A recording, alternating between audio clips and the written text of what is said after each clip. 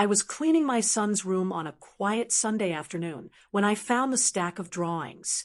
It was one of those mindless parent chores you put off for too long. Laundry half folded, scattered Legos stabbing at my heels, a few juice stains on the floor I knew I'd have to scrub twice.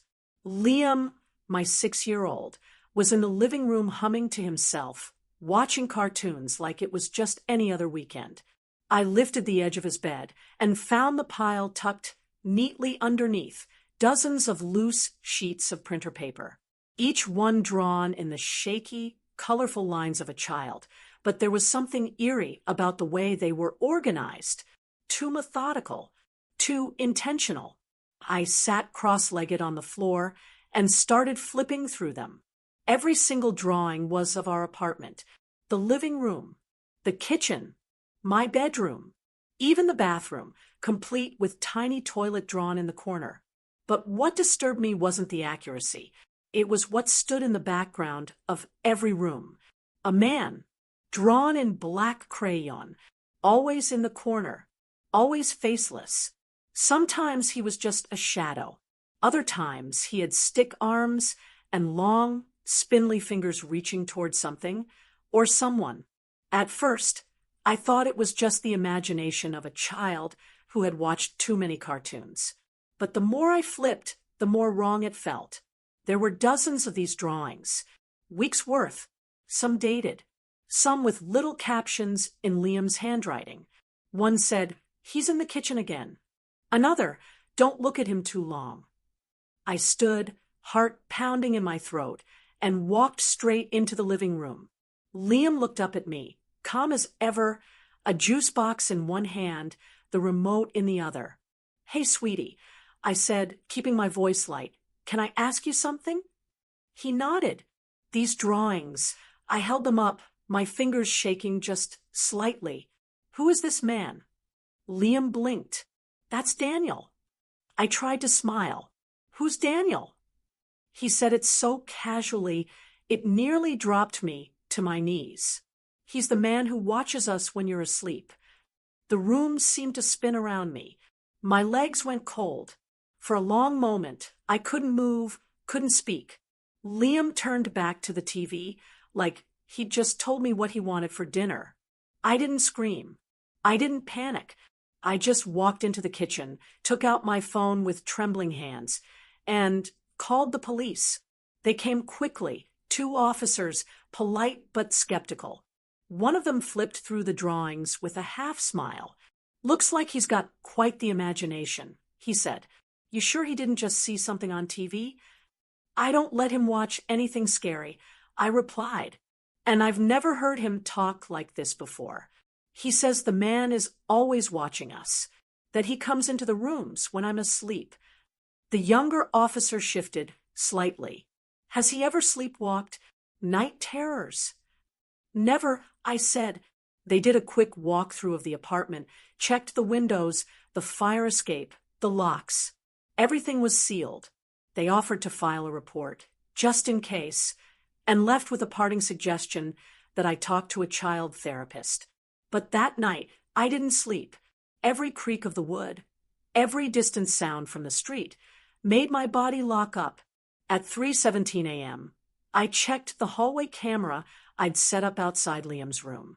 At 3:18 a.m., I saw something that made me cover my mouth to keep from screaming. The hallway light flickered.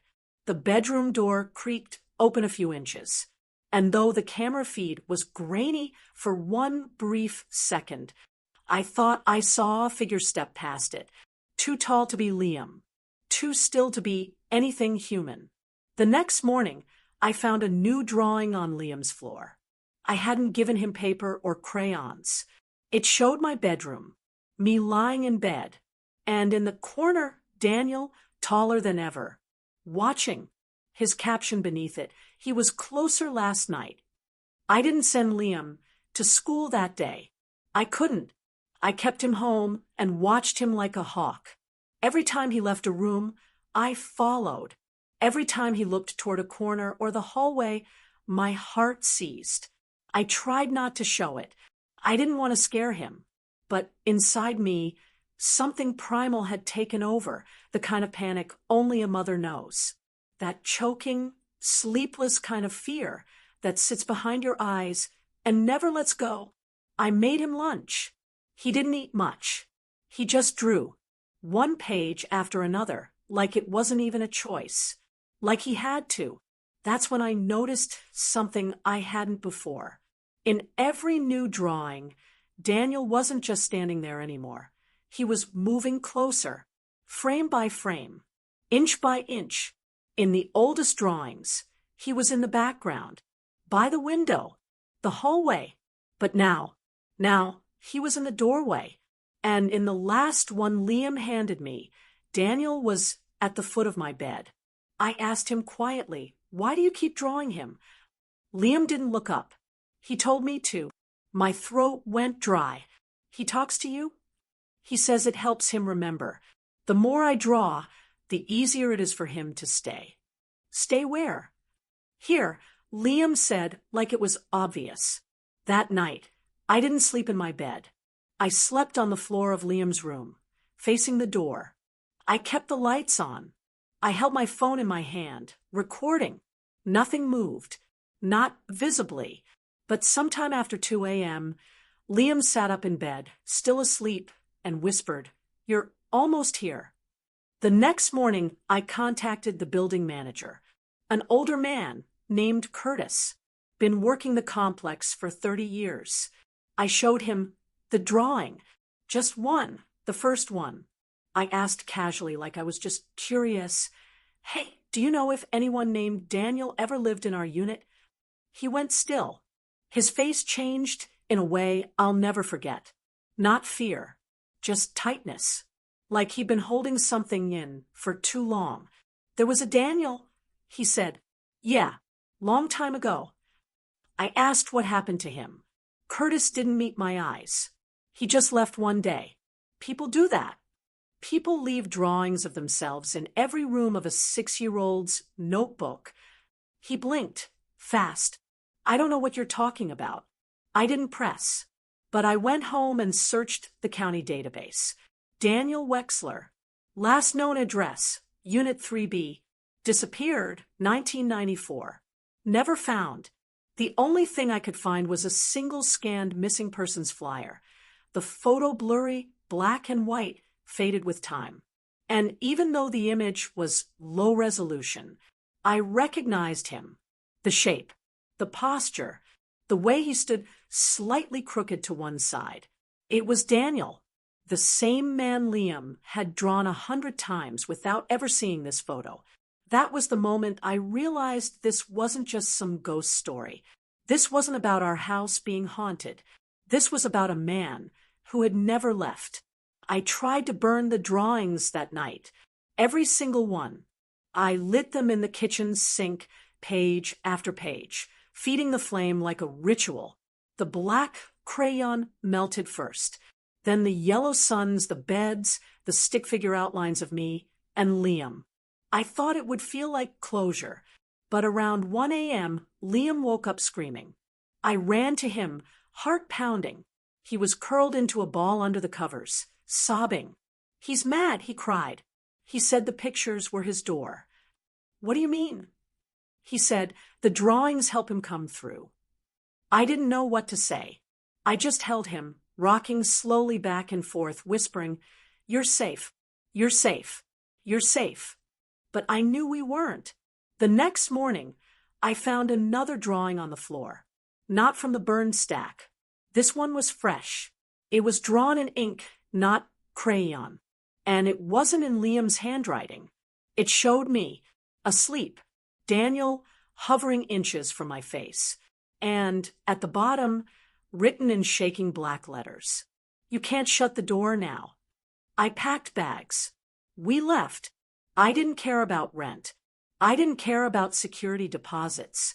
I grabbed Liam, his favorite stuffed frog, and drove 2 hours out to my sister's house. She didn't ask questions, just opened the door. We slept on the pull-out couch in the basement for 3 days. It was quiet, clean, no drawings, no shadows. For the first time in weeks, Liam actually smiled again. But on the fourth morning, I found him sitting in the corner, drawing, not just the apartment, but my sister's house, her hallway, her staircase, and Daniel standing at the top. My knees gave out. I dropped to the floor beside him. Liam, I whispered, why are you drawing again? He didn't answer. He just looked up at me with tears in his eyes and said, because he followed us. I didn't believe in hauntings. Not really. Not the way you see in movies, flickering lights, floating bed sheets, voices through static. I believed in grief, in trauma that gets stuck inside places, in stories that never got their ending. But this was something else, something real. Daniel had followed us, not because we invited him, but because we acknowledged him. And now, he didn't want to let go. I stayed up every night at my sister's, sitting by the basement stairs with a flashlight in my lap, and the baby monitor cracked open beside me, even though Liam was only feet away. My mind played tricks on me constantly, shadows that looked like figures, pipes creaking like footsteps. But it wasn't my imagination anymore. Liam would wake up at the same time every night, 2:13 a.m., eyes wide, lips trembling, and say the same sentence every time. He's getting closer. My sister started to notice. She asked questions. I fed her lies, told her Liam had sleep issues, told her I was just stressed. But I knew the truth. We had brought something with us. Or maybe not something. Maybe someone. And then one morning, Liam didn't speak at all. He just handed me a single sheet of paper. It was a drawing of my sister's basement, this basement, but the room was different. The walls cracked, the ceiling sagging, and Daniel not in the corner anymore. He was in the center of the room, and I was gone from the picture. Just Liam, alone. I took him to a therapist that day, Dr. Amanda Oakes, child trauma specialist. I had to wait in the car while Liam spoke to her through puppets and building blocks. I watched the clock tick for 50 minutes, praying to a God I didn't even know if I believed in anymore. When she came out, her face was calm, but her eyes were unsettled. I believe your son, she said.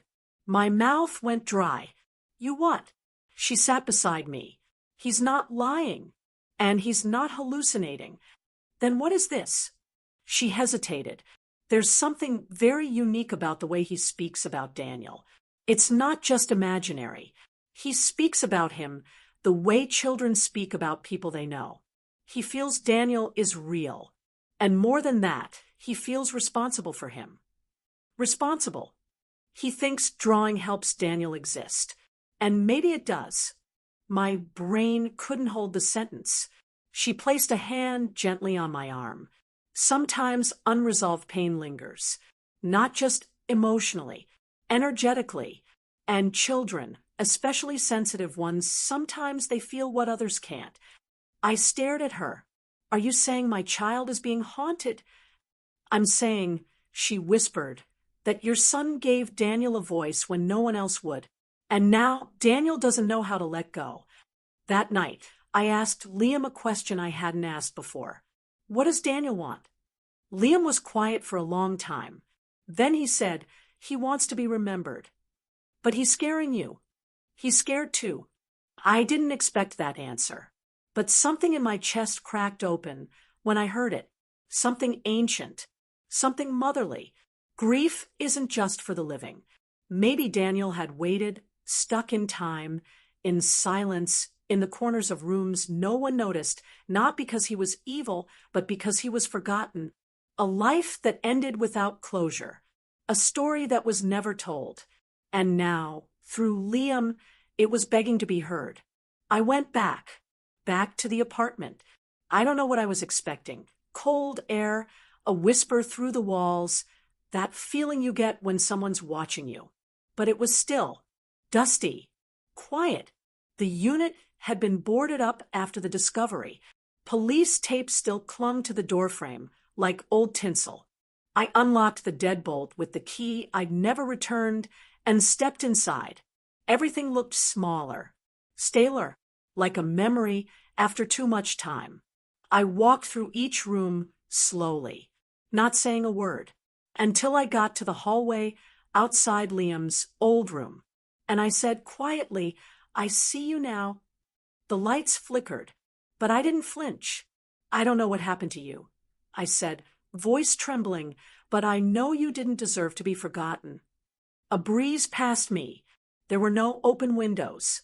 "I'm going to tell your story," I whispered, not as a ghost, not as a shadow, but as a person.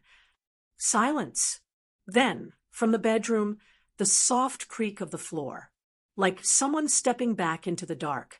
I wrote it all down. Everything. The drawings. The nights. The voice Liam said whispered from the corners. The therapist's words. The missing persons file. Daniel Wexler, 1994, vanished without a trace. I posted it online, not as a horror story, but as a testimony. A long-form article titled, "The Man in the Corner, What My Son Taught Me About Unfinished Stories."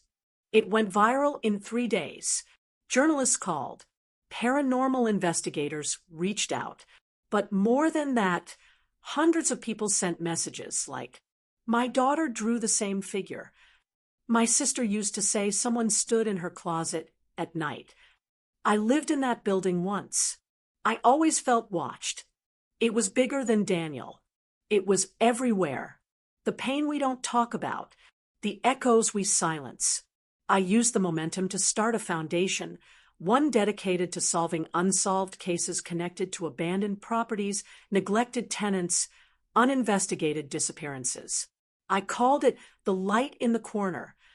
Liam helped design the logo. It was simple. A little boy in a room holding a flashlight. Months passed.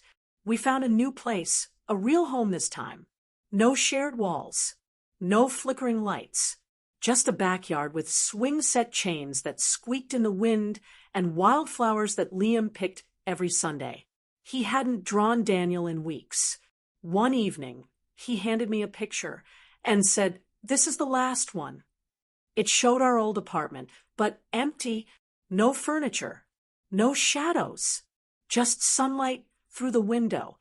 And in the corner, instead of Daniel, a folded paper, like someone had left their story behind. Sometimes I still dream of that old hallway, but there's no fear in it anymore, just stillness. I think Daniel was never trying to hurt us. He was just asking to be seen. And maybe that's the most terrifying thing of all, not the ghosts we imagine, but the real people the world forgets. We remembered him. We set him free. And now, when I look into my son's eyes, I don't see fear.